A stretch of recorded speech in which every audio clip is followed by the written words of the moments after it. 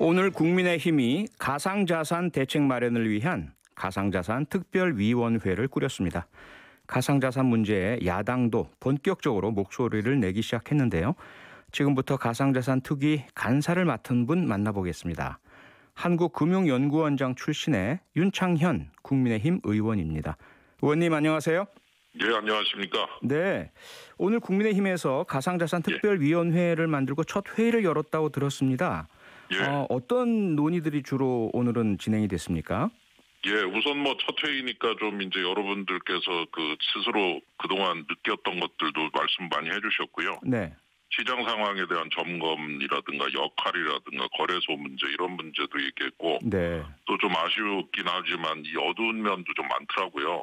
예. 사기 행위도 있었 부분, 시세 조작 문제 네. 등등 많은 또 문제들이 발생을 했는데 예. 그런 부분에 대해서도 좀 의견을 나누면서 대책 마련에 대해서도 좀 논의를 했었습니다. 네. 그래서 첫 회의지만 그동안 많은 일이 있어가지고 그 일들을 좀 정리를 하면서 네. 앞으로 이제 어떤 일을 할지에 대해서 서로 논의를 잘 해보았습니다. 예. 그러니까 그동안 있었던 상황들 점검을 하셨고 위원들 예. 각자의 의견들 쭉 예. 이제 개진을 하셨다는 말씀이고요. 그리고 나서 예. 앞으로의 대책에 대한 말씀 나눴다고 하셨는데 예. 혹시 그 중에서도 그럼 이걸 가장 중요하게 빨리 우선순위로 다루자라는 그런 주제도 예. 선정을 하셨나요?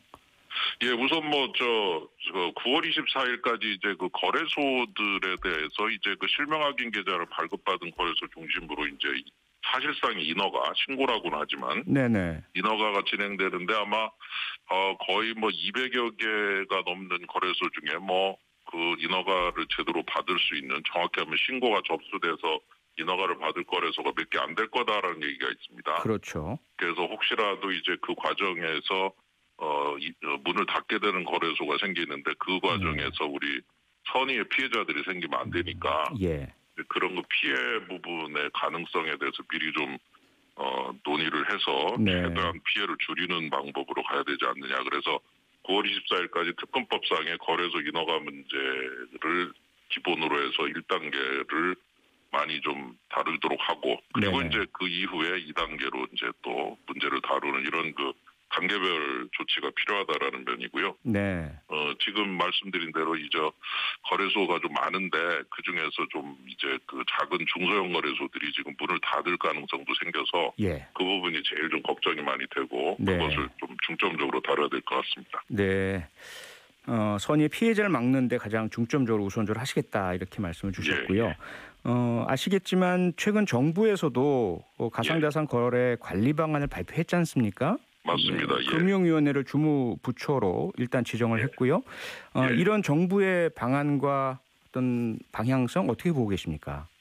글쎄 지금 이제 말씀 주신 대로 이제 주무부처라는 그 단어로 이제 이렇게 보통 표현을 했는데 네. 또 정부에서 오늘 보도 자료를 내갖고 금융위원회는 주무부처가 아니라 주관부처다.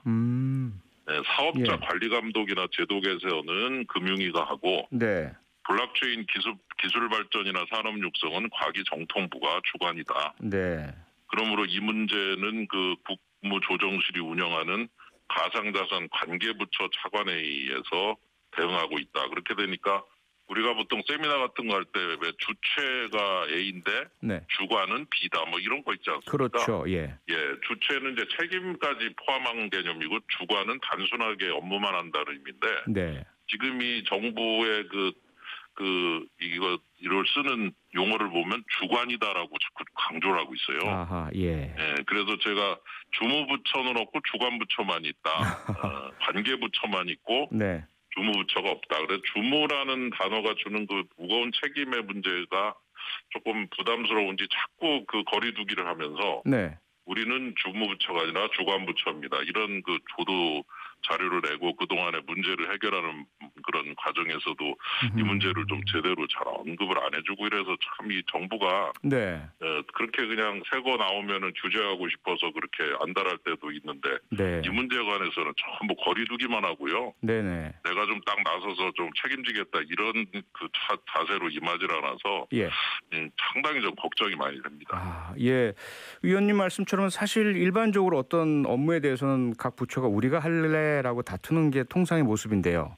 예. 근데 지금 이 가상자산 관련 부분은 그렇지 않은 모습이라서 지금 금융연구원장 출신이시잖아요. 예. 그래서 이 뭐 금융 관련된 공무원들에 대해서 다 잘 아실 텐데 왜 예. 이런 현상이 빚어지고 있다라고 보고 계십니까? 예, 사실 뭐 여러 가지 이유가 있지만은 이제 박상기의 난이다. 좀 제가 존칭을 못 붙여서 죄송합니다만은 예. 우리 법무장관. 네네. 법무장관님께서 거래소다 폐지할 수도 있다 이렇게 얘기하고 나서 네. 관계부처 회의에서 가상자산, 소위 가상자산은 화폐도 아니고 자산도 아니다. 네. 이렇게 저 입장을 정해버렸습니다. 오죽하면 우리 투자자들께서 박상기의 난이라고까지 부르시겠습니까? 그리고 나서 비트코인 폭락하고 그랬는데 그 이후로 입장이 하나도 안 변했어요. 그러니까 네. 화폐도 아니고 자산도 아니니까 주무부처가 나올 수가 없죠. 그래서 그런 입장에 조금 변화를 주면서 이제 주무부처를 정해야 되는데 예. 그렇게 입장을 그렇게 정하고 시간이 지났더니 갑자기 우리 가상자산 투자하시는 국민들께서 많이 늘어났지 않습니까? 예. 예, 지금 약 한 587만 명 정도 됩니다. 네. 4개 거래소만 해도. 네. 예, 하루에 22조가 거래가 되는 어마어마한 시장이 됐는데 그렇게 시장이 커지도록 이런 입장 변화가 없다 보니까 지금에 와서 이거를 다시 주무부처가 돼서 관리를 하려고 하니 너무 시장이 커지니까 지금 이제 이거를 제대로 관리 감독할 자신이 없는 것 같아요. 네. 그래서 그런 차원에서 좀 자꾸 거리두기를 하고 있는데 네. 뭐 거리두기만 한다고 되겠습니까? 빨리 이제 주무부처 정하시고 네. 빨리빨리 또 할 거나 해야 되지 않느냐 그런 네. 생각이 듭니다. 그러면 전문가인 의원님 입장에서 어느 부처가 주무부서가 돼야 된다고 생각하십니까? 글쎄 제가 볼 때는 뭐 자신이 없어 하기나 그러나 이 해외 사례도 보고 그러면은 뭐 일본도 금융 상품으로 의제를 하고 있고요. 네. 미국도 또 증권에 관련돼서는 증권감독원에 해당하는 SEC가 하고 있고 이래서 예. 아무래도 금융위원회가 해야 되지 않느냐. 네. 그래서 그런 금융위원회 역할에 대해서는 다양한 이제 한계도 있고 또 특징도 있습니다만 네. 그래도 지금으로서는 제일 주무부처가 되기에 적합한 부처가 아니냐. 네. 그리고 이제 일부 뭐 소득세 문제나 예. 또는 화폐로서의 기능의 문제는 예. 일부는 이제 기획재정부가 보조를 하고 주무는 이제 금융위가 되는 그런 네. 형태로 정리가 돼야 되지 않을까라는 그런 생각을 가지고 있는데 이건 어디까지나 제 개인적 생각입니다. 네네. 개인적인 사견이시고요. 어쨌든 예. 기본적인 주무부서는 금융위원회가 되어야 하지만 과세부분은 아무래도 기재부가 해야 할 것 같고 이런 각각의 보조적이고 협력하는 기관들은 유기적으로 연결돼야 된다 이런 말씀이시잖아요. 예. 그러나 주무부처는 있어야 될 것 같습니다. 있어야 될 것 같고요. 금융위원회가 돼야 된다는 입장이시고. 예. 네. 그리고 지금 말씀 주셨지만 과세 문제에 대해서도 논란이 뜨겁습니다. 정부에서는 어쨌든 가상자산이라는 개념을 지금 규정을 했고요. 그리고 이제 내년부터는 이 가상자산에 대한 소득을 기타 소득으로 해서 20% 부과할 것이다. 이렇게 밝히고 있는데 의원님께서는 여기서 좀 비판적인 견해를 밝히셨죠?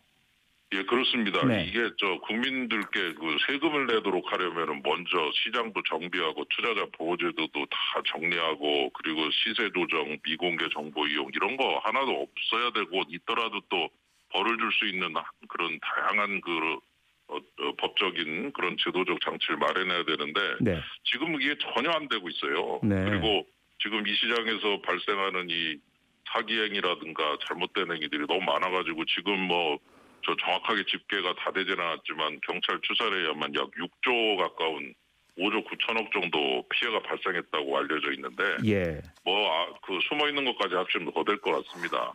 그래서 이렇게 이상하게 시장을 만들어 놓고 나서 제대로 관리도 못하면서 세금부터 걷겠다 이건 좀 아닌 것 같아요. 예의가 아닌 것 같아요 국민들께. 그래서 저는 우선 시장 정비부터 하고 주무부처도 정하고 이러고 나서 이제 된 것 같다 할 때 좀 걷어야지. 어떻게 세금부터 걷겠다고 나서는지 좀 잘 이해가 안 가고 이 부분은 저는 일단 1년 유예로 하되 이후에 다시 점검을 해서 세금 문제에 대해서는 조금 좀 유예적으로 가야 되지 않느냐 그런 생각이 듭니다. 네.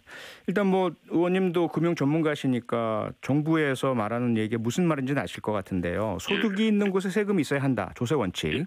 이걸 주장하고 있잖아요.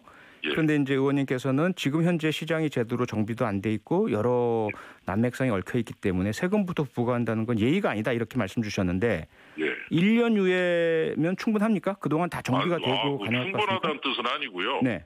1년 정도 일단 시간을 주면 1년 사이에 좀 정비하기 위해 노력을 많이 해보고 예.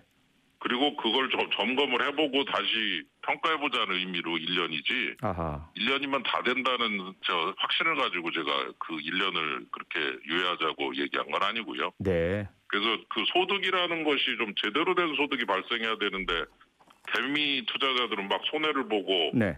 불법적인 약간의 그런 이상한 그런 또 투자를 하시거나 해서 혹시라도 그런 결과물로 소득이 발생하거나 그럴 경우에는 네. 오히려 그게 단순한 세금의 대상이 아니라 불법적인 거는 또 빨리 정부에서 바로 잡아야 되지 않겠습니까? 네네. 예, 그래서 그런 그 불공정행위가 없는 상황에서 이 정상적 소득을 전제로 세금을 매겨야지 불공정이 제대로 정리가 안 된 상태에서 막 세금부터 거두겠다. 네. 그거는 좀 정부가 너무 서두르는 거고 예. 여러 면에서 좀 무리를 하는 걸로 비춰질 수 있다는 면에서 네. 국민들께 그런 부분을 잘 설명을 드리고 동의를 구한 후에 천천히 움직여야 된다. 그런 생각이 듭니다. 네. 의원님 오늘 말씀은 여기까지 듣겠습니다. 고맙습니다. 예, 감사합니다. 지금까지 윤창현 국민의힘 의원이었습니다. 평일 저녁 6시 5분에 여러분을 찾아갑니다. MBC 라디오 표창원의 뉴스 하이킥.